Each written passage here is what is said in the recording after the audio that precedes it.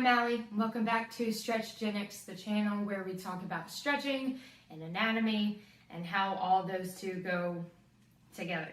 I am an orthopedic flexibility specialist and a flexibility expert. So I live and breathe stretching all day, every day. Today's topic is kind of a heavy-handed one, but I feel like it needs to be said. I feel like the public needs to know about this for their own well-being, and that is what stretching has to do with cancer. Disclaimer, this is not for people who have a history of cancer in your family, okay? This is for people who get it out of nowhere, those types, okay? We're just talking about how the two can be linked together through science and through anatomy. I'm not a doctor, I'm just saying the link between the two. Now that we have that, let's get into today's topic.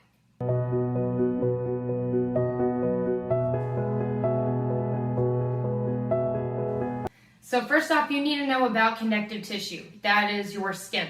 That's the largest organ in your body. But what people don't know is your connective tissue actually goes around and inside your muscle.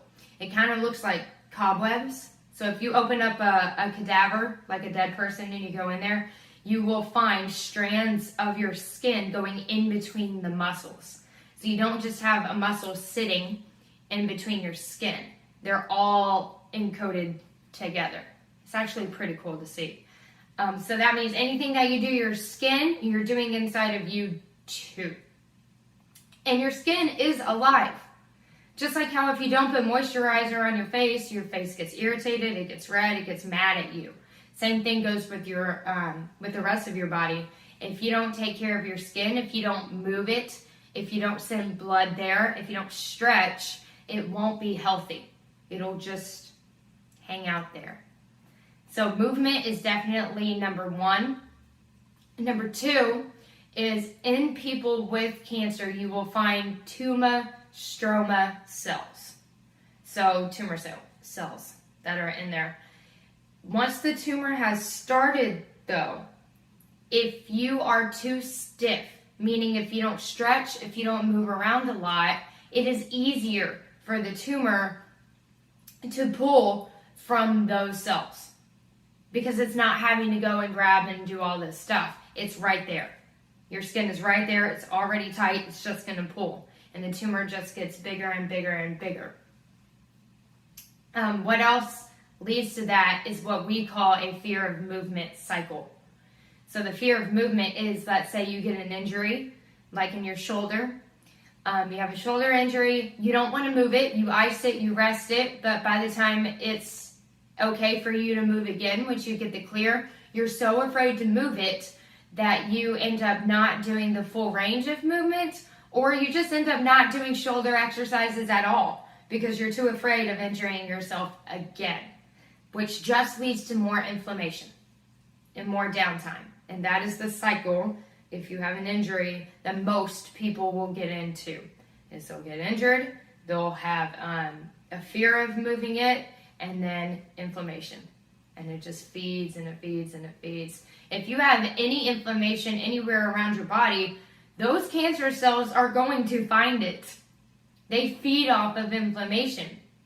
And that's how this whole cycle started, was inflammation, was not moving, was your connective tissue not moving. So I need people to understand stretching is important. It is not just about flexibility. It is not just about to do the splits. We are trying to get you to live longer, to help you prevent anything that could have ever started from you just moving in the first place. Don't get inflammation anywhere, and don't give those stroma cells any place to pull more cells from. Don't give them that chance. Take any inflammation out that you can now before that even happens. This is a very strong subject to me. I feel like everybody needs to know this information, which is why I'm getting so enthusiastic about this, but I feel like everybody needs to know. You need to know that the stroma cells are in you. It's just how easy they have access to inflammation to pull from. The less likely you have inflammation, the less likely you're going to have any cancer. It doesn't need it, so it just kind of sits there.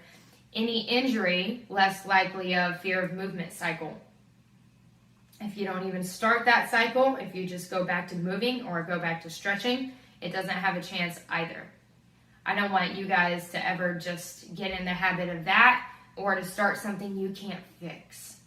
So that's why today's topic and video is so important for me to make. Any questions, comments, concerns, let me know down below, and I will see you guys next week.